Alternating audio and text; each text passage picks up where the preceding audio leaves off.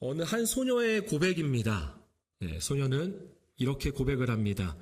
손톱이 빠져나가고 내 귀나 코가 잘리고 내 손과 다리가 부러져도 그 고통을 이길 수 있사오나 나라를 잃은 고통만은 견딜 수가 없습니다. 누가 했던 고백이죠? 네, 맞습니다. 유관순 열사. 약 100년 전 서대문 형무소 감방에서 순국한 유관순 열사입니다. 이어서 보면 그녀는 이렇게 말합니다. 나라에 바칠 목숨이 오직 하나밖에 없는 것이 이 소녀의 유일한 슬픔입니다. 유관순 열사가 마지막으로 남긴 유언입니다. 안중근 의사는 마지막 유언으로 이런 말을 남겼습니다. 내가 죽은 뒤에 나의 뼈를 하얼빈 공원 곁에 묻어두었다가 우리 국권이 회복되거든 고국으로 반장해다오. 대한독립의 소리가 천국에 들려오면 나는 마땅히 춤추며 만세를 부를 것이다. 사람이 남기는 마지막 말에서 그 사람이 가장 소중하게 여기는 것이 무엇인지를 알 수 있습니다. 그래서 마지막 말에는 그 사람의 가치관, 그 사람의 생애에서 가장 크게 깨달은 것을 알 수 있고 담겨 있다라는 것이죠. 그리스, 페르시아, 인도에 이르는 대제국을 건설하였던 알렉산더 대왕도 이러한 마지막 말을 남겼습니다. 나를 묻을 땐 내 손을 무덤 밖으로 빼놓고 묻어주게. 천하를 손에 쥔 나도 죽을 땐 빈손이라는 걸 사람들에게 말해주고 싶다네. 여러분은 누군가에게 마지막 말을 남긴다면 어떤 말을 남기고 싶습니까? 마지막 유언을 한다면 무엇을 전해주고 싶습니까? 이제 여호수아는요, 임종을 앞두고 있습니다. 곧 죽어요. 그리고 먼저 이스라엘 지도자들을 불러서 고별 설교를 하였습니다. 그리고 이어서 이스라엘 모든 지파와 그리고 지도자들을 불러 모아서 이제 마지막 유언과 같은 고별 설교를 또 진행합니다. 그 내용은 이렇게 시작합니다. 하나님이 하셨다. 하나님이 하셨다. 3절에 보니까 내가라고 하죠. 내가 하나님이 하셨다라는 거죠. 내가 너희의 조상 아브라함을 강 저쪽에서 이끌어내요. 5절에서도 말합니다. 내가 모세와 아론을 보내었고 또 애굽의 재앙을 내렸나니 6절에서는 내가 너희의 조상들을 애굽에서 인도하여 내어 7절에서는 내가 애굽에서 행한 일을 너희의 눈이 보았으며 또 너희가 많은 날을 광야에서 거주하였느니라. 8절은 함께 읽어보겠습니다. 내가 또 너희를 인도하여 요단 저쪽에 거주하는 아모리 족속의 땅으로 들어가게 하매 그들이 너희와 싸우기로 나는 그들을 너희 앞에서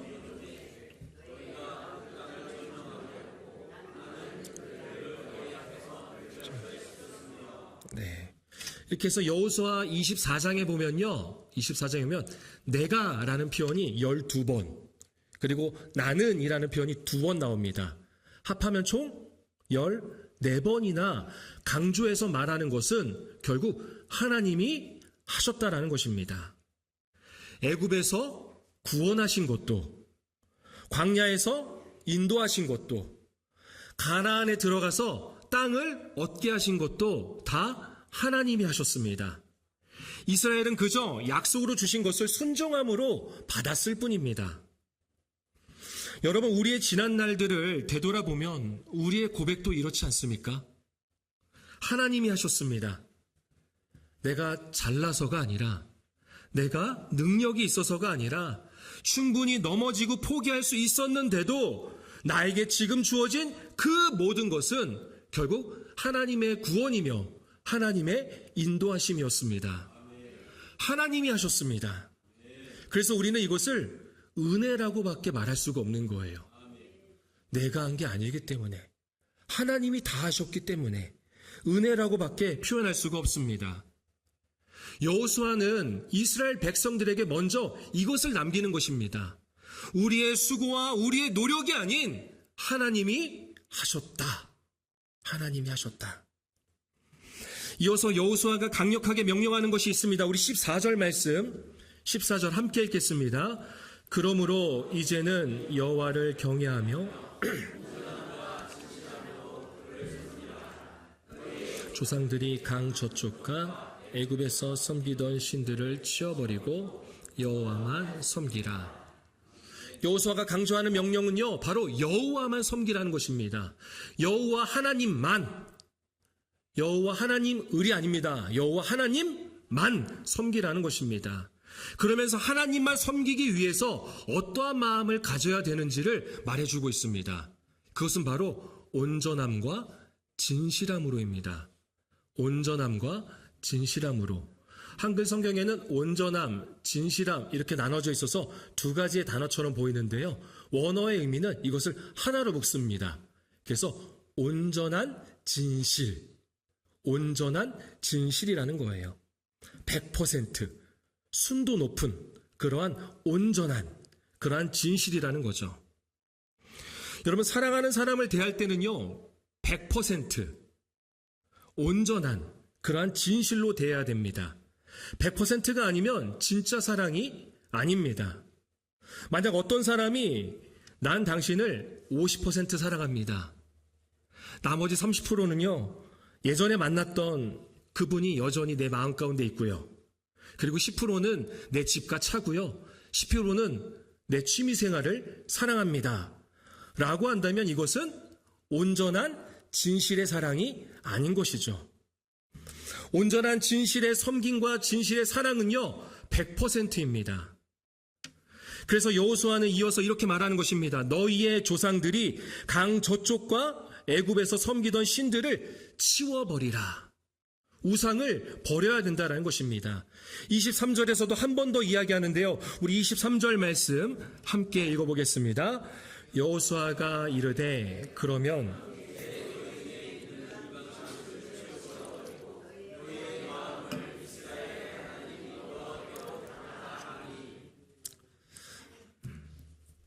여호수아는 이방신들, 우상을 치워버려야 된다라고 강력하게 말하고 있습니다.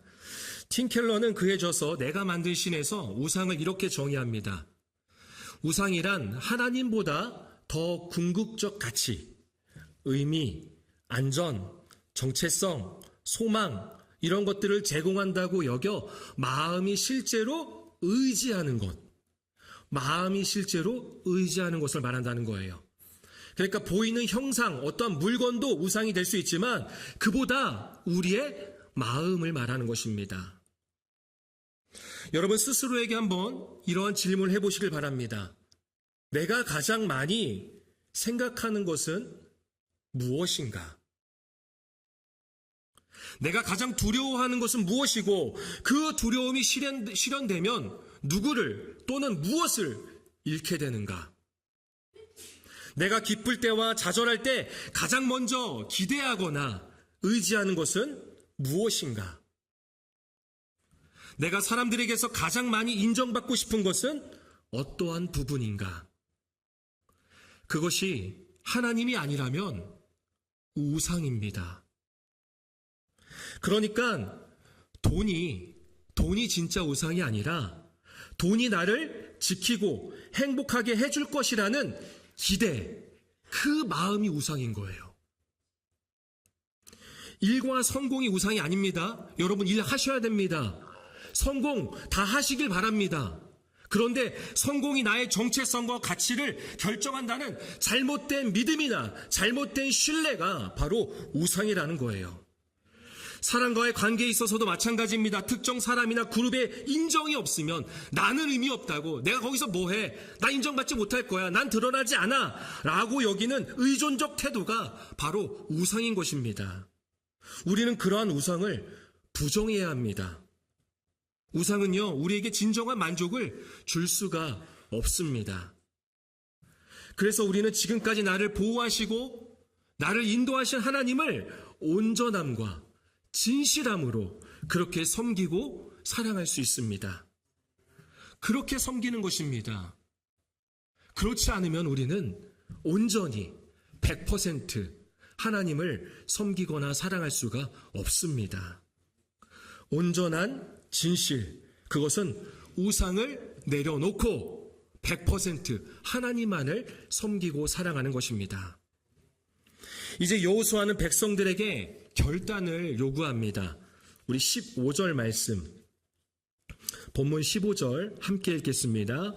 만일 여호와를 섬기는 것이 너에게 좋지 않게 보이거든 너희 조상들이 강 저쪽에서 섬기던 신들이든지 또는 너희가 섬길 자를 오늘 택하라. 오직 나와 내 집은 여호와를 섬기겠노라 하니. 아멘. 당시 이스라엘 백성들은요, 이방의 신들을 갖고 있었습니다. 우상들을 갖고 있었다는 거예요. 드라빔이라는 아주 작은 우상들부터 해서 여러 가지 우상들이 있었습니다. 쉽게 말해서 100% 하나님만을 섬기지 않았습니다. 온전한 진실로 하나님을 사랑하지 않았습니다. 왜냐하면 하나님만 섬기는 것은 세상의 시선으로 볼 때 15절 말씀, 방금 읽었던 15절 말씀 상반절처럼 좋지 않게 보이거든요. 만일 여호와를 섬기는 것이 너희에게 좋지 않게 보이거든이라고 하잖아요. 하나님만 섬기는 게 세상의 시선으로 볼 때는 좋게 보이지 않아요. 뭘 없어요. 재미도 없고요. 때로는 감동도 없습니다. 누군가 인정해주지도 않아요.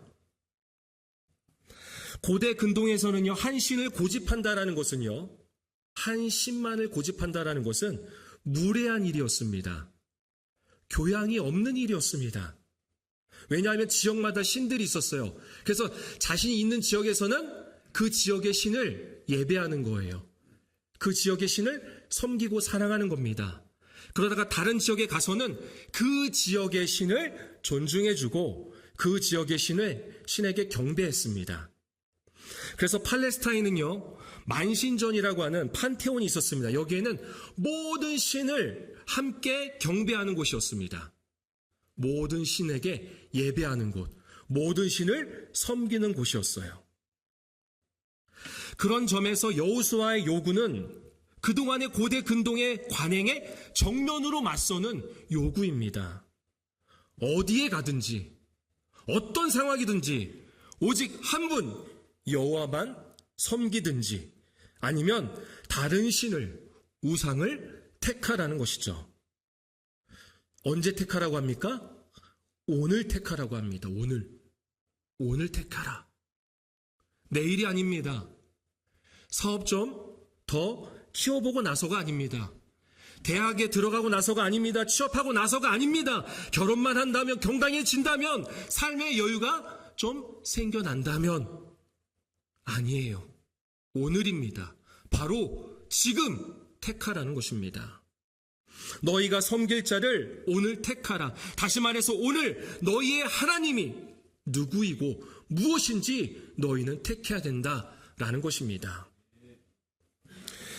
미국 판타지 작가 브렌트 위크스의 그의 소설에 보면은 이런 문구가 나옵니다.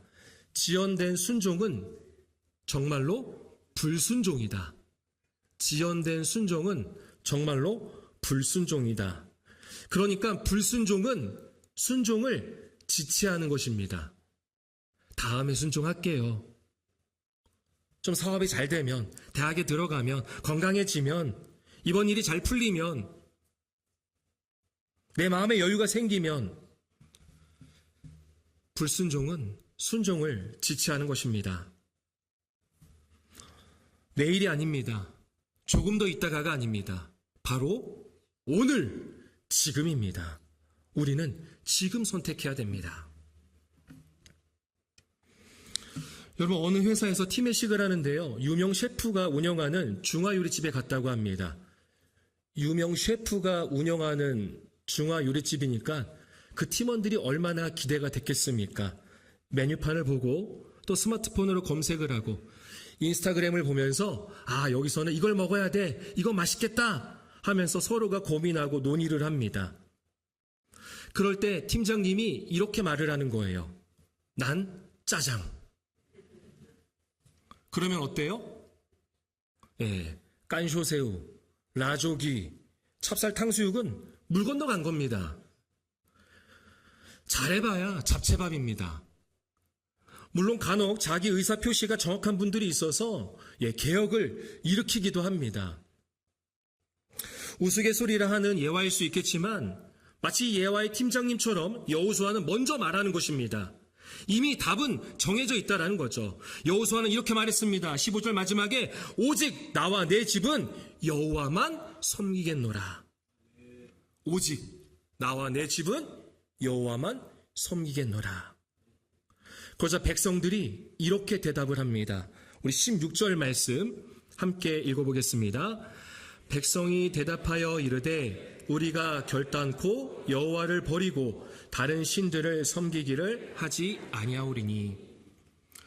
오늘 여호수아의 결단 요구에 우리도 이렇게 대답하기를 원합니다.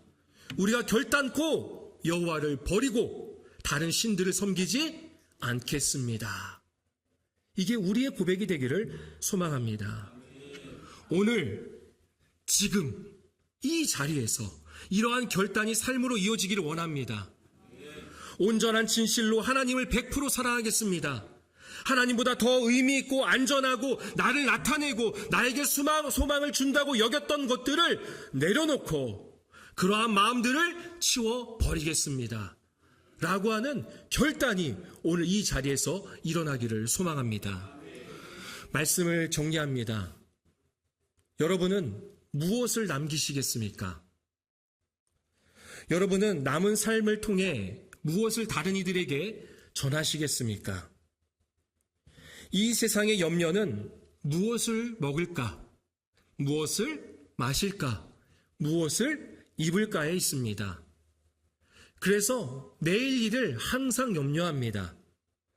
불확실하고 불안정한 내일을 염려하고 걱정하며 자신의 신세를 한탄하거나 누군가를 원망하기도 합니다. 때로는 삶을 포기하고 싶은 절망의 순간이 찾아오기도 합니다. 찬송가 588장 공중나는 새를 보라에 보면 이러한 찬양의 고백이 있습니다. 이 고백이 우리의 고백, 우리의 남은 생 가운데 마지막 말이 되기를 소망합니다. 아궁 속에 던질 풀도 깊이 시거든 사랑하는 자녀들을 입히시지 않으랴. 3절의 후렴은 이렇죠. 이는 이방 사람들이 간구하는 것이요 너희 하늘 아버지는 너희 쓸 것 아신다. 아멘. 우리 하나님은 우리의 필요를 아십니다. 그리고 그것에 따라서 공급해 주십니다. 그 하나님을 우리가 알게 될 때 하나님이 다 하신다는 것을 우리가 고백할 수 있고 우리는 이렇게 또한 고백할 수 있는 거죠. 4절 시작은 이렇게 고백하죠. 너는 먼저 주의 나라 그의 일을 구하면 하나님이 모든 것을 너희에게 아멘. 어떤 말을 남기시겠습니까? 어떤 삶이 나로 인해 다른 이에게 남겨지기를 원하십니까? 온전함과 진실함으로 하나님만 섬기고 하나님보다 더 의미 있고 하나님보다 더 안전과 소망을 주며 하나님보다 더 나를 나타낼 수 있다고 믿었던 요소들을 주님의 십자가 앞에 내려놓으시길 바랍니다. 하나님 우리의 필요를 채워주십니다. 우리를 구원하시고 지금까지 인도하신 그 하나님께서 우리의 이 마지막 고백이 우리의 남은 여생 가운데 우리의 삶을 통해 나타날 때 많은 이들에게 그 구원과 그 인도하심이 흘러가게 될 줄로 믿습니다. 하나님이 하셨습니다.